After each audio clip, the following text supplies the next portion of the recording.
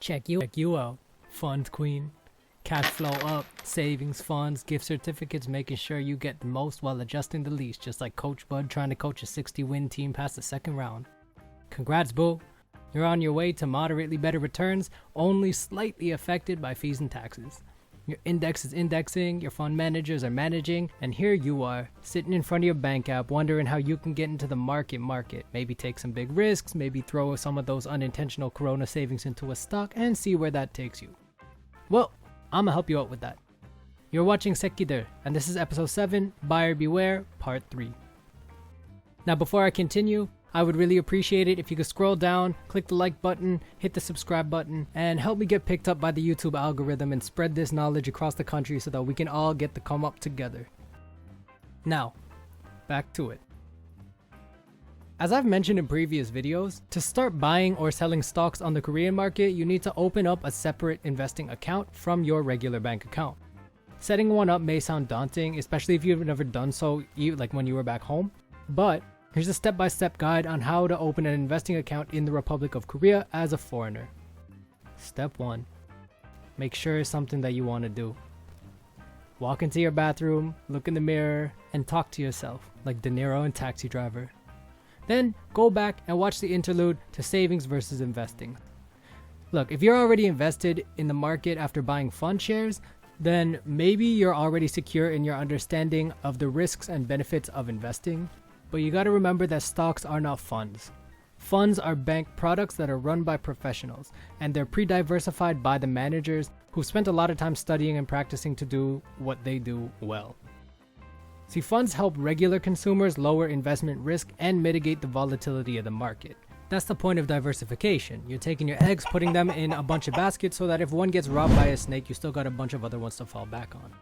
But this is all really important to know before even considering that stock pickers in general are usually less effective at generating returns than a market index.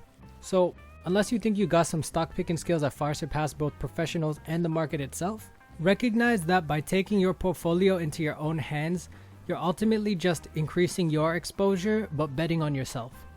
So before getting off your ass and actually opening an investing account, you better know that it's something that you actually want to do and believe that it's something that you're capable of doing yourself.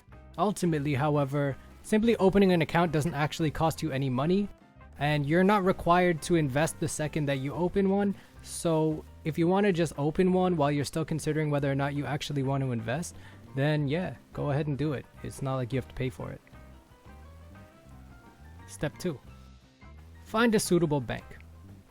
So to start, look up investment banks in Korea and find the one nearest you.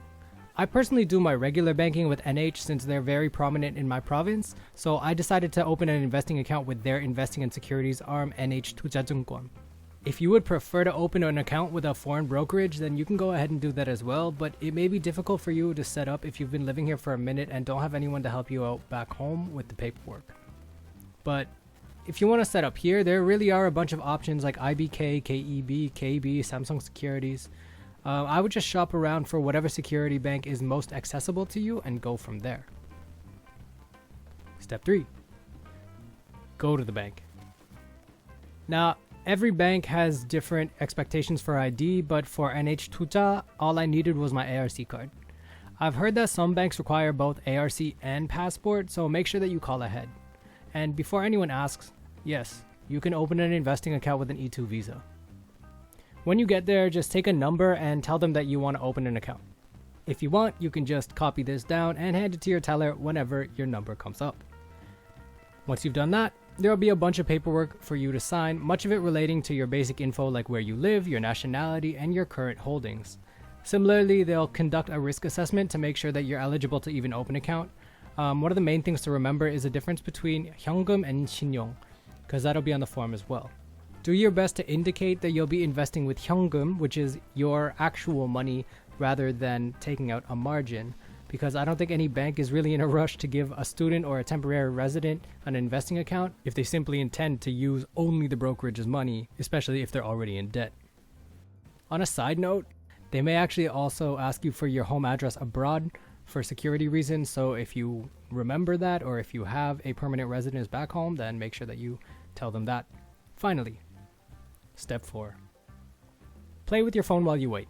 That's literally it. This is like the shortest video. I really extended it more than I needed to, because all you really need to do is grab your ARC card, maybe your password, head to an investment bank, sign some forms, and wait for them to process it. If I recall correctly, it only took about an hour to get all of it done, and I didn't have to worry or do very much at all.